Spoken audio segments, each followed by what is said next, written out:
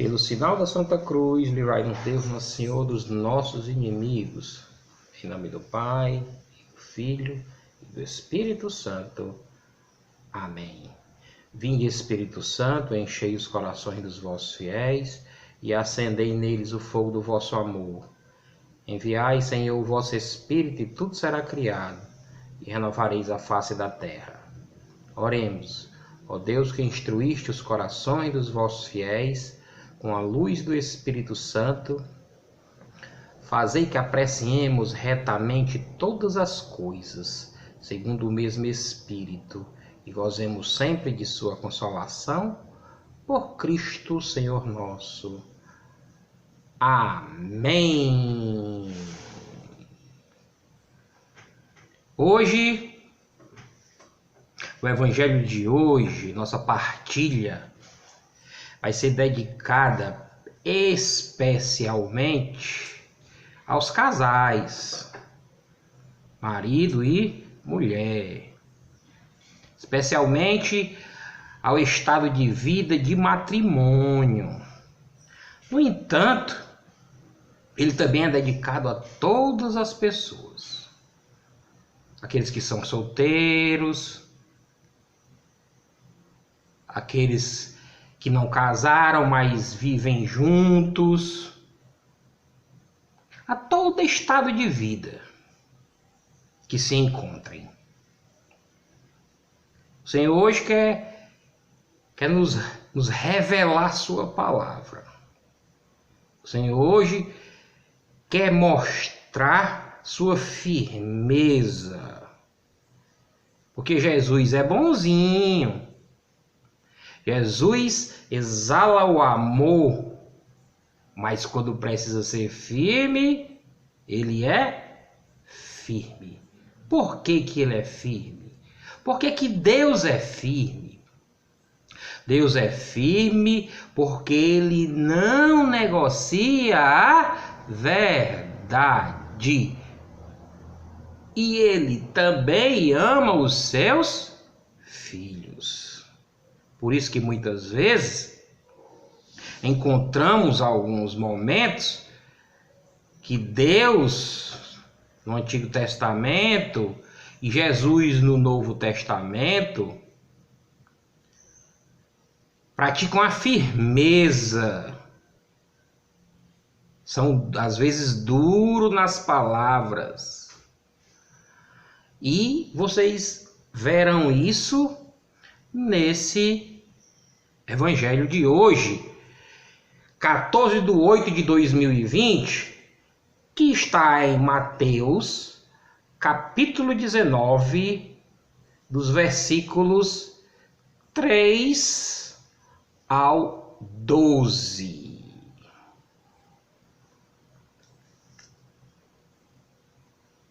Naquele tempo, alguns fariseus aproximaram-se de Jesus e perguntaram para o tentar: é permitido ao homem despedir sua esposa por qualquer motivo?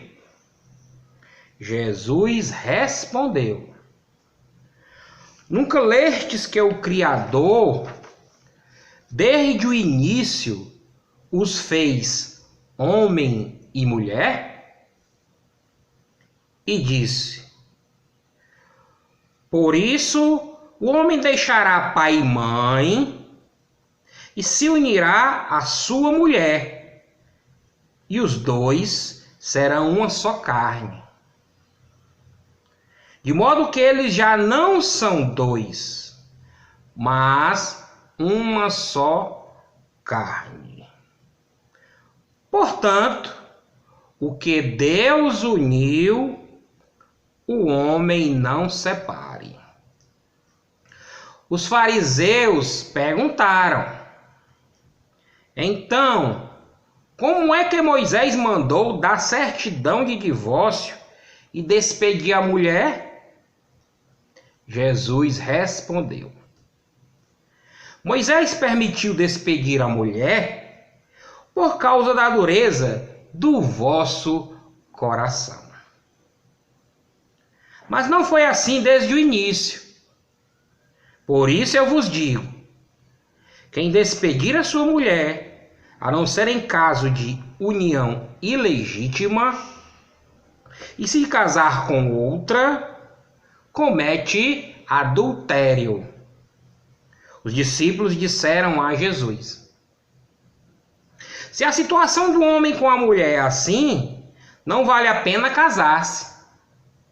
Jesus respondeu: nem todos são capazes de entender isso, a não ser aqueles a quem é concedido. Com efeito, existem homens incapazes para o casamento porque nasceram assim. Outros, porque os homens assim os fizeram. Outros ainda se fizeram incapazes disso por causa do reino dos céus. Quem puder entender, entenda. Palavra da salvação, glória a vós, Senhor. Como falei antes, esse evangelho, ele é dedicado a todas as pessoas, mas em particular aos casais, ao matrimônio. Então, Deus, quando criou o mundo, o universo, né, ele criou homem e mulher. Ou seja, macho e fêmea, né? Lá em Gênesis, capítulo 1 dos versículos 27 e 28, quando Deus cria o universo, né? Ele fala sobre a criação do homem e da mulher. Se não vejamos, lá em Gênesis, capítulo 1, dos versículos 27 a 28. O que é que diz o texto bíblico para nós? Deus criou o homem à sua imagem. Criou a imagem de Deus. Criou o homem e a mulher. Olha aí, enfatizando. Deus criou a imagem de Deus, criou o homem e a mulher. Macho e fêmea. Isso quer dizer o quê? Isso quer dizer que a imagem de Deus, né? A imagem de Deus, através da criação de Deus, só podem ter duas opções: homem e mulher. É a palavra de Deus que determina, é o próprio Deus falando aqui, determinando isso. Não sou eu que estou criando. É a palavra de Deus, é o próprio Deus quem fala. Deus os abençoou e disse: frutificai, reproduzi. Disse ele: e multiplicai-vos, enchei a terra e submetei-a. Então, Deus cria aqui o macho e a fêmea, o homem e a mulher. Então, se Deus criou o homem e a mulher, Ele queria que o homem e a mulher fossem uma só carne. Como diz aí no texto. Para Deus, o casamento, o matrimônio é indissolúvel. É o que diz aí no texto, muito claramente. Então, diante da pergunta dos teólogos, dos fariseus, querendo colocar Jesus em má situação, né? Na verdade, uma pergunta capciosa. Jesus, diante desses fariseus, desses teólogos, ele é firme na resposta. Jesus não negocia. Jesus não negocia a verdade. Jesus determina que criou o homem e a mulher e que o casamento é indissolúvel. Então, nesse texto, essa é a verdade acerca do matrimônio. E a verdade, ela não pode ser mudada. Não há outra verdade a não ser essa. O que Deus uniu, o homem não deve separar. Lá no versículo 6 fala isso. O que Deus uniu, o homem não separe. Ora, se nas dificuldades dos matrimônios, todos nós fôssemos